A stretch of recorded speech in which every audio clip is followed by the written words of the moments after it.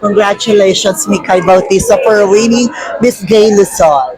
Well, actually, I'm very happy, just like what I said before I answered the QA, that I really want to get the crown tonight because I will give this to my manager, which is today is her birthday, and I succeed. So thanks God for this. And actually, this is a best step for me because we don't know, maybe this is a sign for MIQ Diba? Philippines All-Star. Ayun nga yung sinasabi namin, baka pag nakuha mo ngayon, this will be another sign for you to get na yung real dreams natin for you, isn't it? Actually, I have a last pageant which is Bekshin ng Maynila. So, I hope na makuha din siya para malay nyo, win streak. Diba?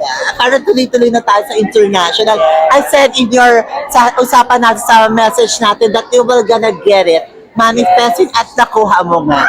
Well, actually, before we came here together with Mami Tenten messaged me an inspiring message. She told me na just create a 3-liner answer, then you will get the crown. You know, Mika, you are very beautiful, you are very authentic, and just create a very 3 powerful sentence, then you will get the crown. And I did it. I really try my best and I make it. So thank you, Mama Ten, for keep inspiring me and keep believing in my capability. Yes, we believe in you at napakarami namang naniniwala sa iyong kakayahan, Mikay.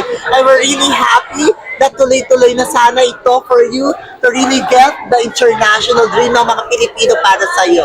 Yes, actually, I'm very happy because, you know, my last pageant was Ilocanja. I'm very disappointed for myself that night because, you know, the question is very easy, but because of the pressure, I cannot think a lot. I was mental blocks. That's why I cannot answer the question very well. That's why I end up in 4th runner-up.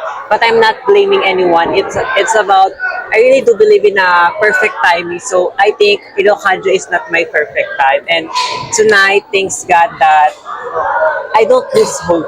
I really still believe that perfect timing in God's perfect time talaga. Ikaw naman ay testamento talaga ng pagpupursige, di ba? Pagpupursige, right timing, at tuloy na pagpapaniwala sa Diyos at sa mga team mo, sa lahat ng mga kasama mo.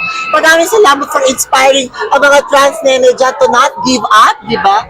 Yes, just like what I said in my prelim Q&A, actually, Mama Ted, reading the bashing, the comments in social media, it hurts me a lot. But guys, this is what I want you to know, that I am not perfect, but I am trying my best to improve and to, you know, provide those things that you want me to improve. And guys, please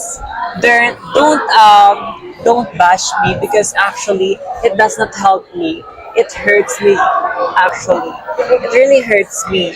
That's why I'm trying my best and I keep improving, and I hope you will support me instead of bashing me, uplift me, and it will help a lot, guys. Bagamat yan ay sinasabi nila sa'yo, we still believe in you, you have the total package, ikaw ay again inspirasyon sa napakaraming mga straight and LGBT community out there. Yung mga pagpupursige, baitang-baitang, that really means a lot for us. Ikaw na yan, bilang tumayo ka lang, okay na para sa amin yan. And we're already happy for you. We're happy for you to get the crown. At again, tuloy-tuloy na ito, Mikay Bautista. I hope to sana tuloy-tuloy. Yeah, do you have anything to tell sa mga patuloy na mga naniniwala sa iyo? Well, I would like to thank to my supporters, especially to the Manix fan, because they are the one who supports me to improve my likes and also Miss Gay Kuayan to get the most people likes. So thank you so much. And also for my supporters online and here, please don't stop to support me, and I will promise I will keep improving. Just don't judge me because in little by little we can get it. Maraming salamat, and you really deserve a biggest crowd ng mga mamamayang Pilipino. Thank you so much.